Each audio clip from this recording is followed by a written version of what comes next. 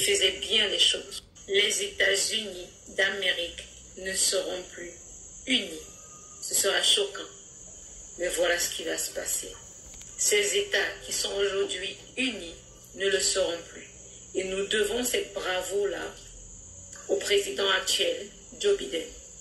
Ils ont réussi à remplacer un président qui faisait bien les choses, pas un président qui ne fout rien de bon.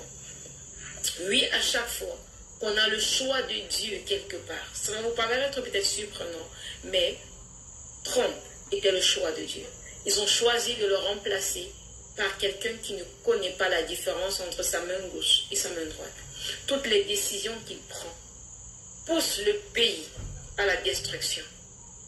Les États-Unis d'Amérique, qui ont toujours été considérés comme une terre d'espoir, deviendra une terre aride et desséchée. Ce qui nous reste des États-Unis, c'est ce peuple-là qui est capable de regarder de loin et de reconnaître une étoile. Voilà ce qui va les sauver. Il y aura destruction, mais pas comme en France. Beaucoup de nations seront perdues. Beaucoup de peuples unis seront perdus après la dislocation qu'il y aura. Certains vont vouloir entrer en Afrique, retrouver leurs racines. D'autres vont vouloir se reconstituer pour devenir de nouveaux pays. Ce sera une confusion vraiment très grave. Le pays où régnait le rêve américain va aller en fumée. Et ce sera un grand signe pour le monde. Ce sera un grand signe pour la fin du monde.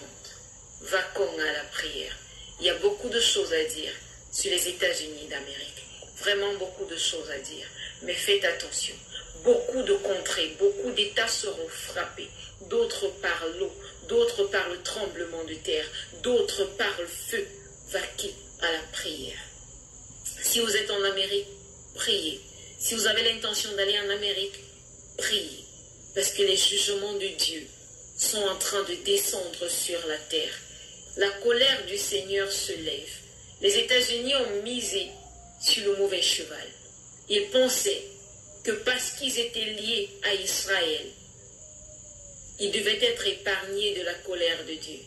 Mais Dieu n'est pas avec Israël. Dieu est au Cameroun. Et c'est du Cameroun vers le monde entier.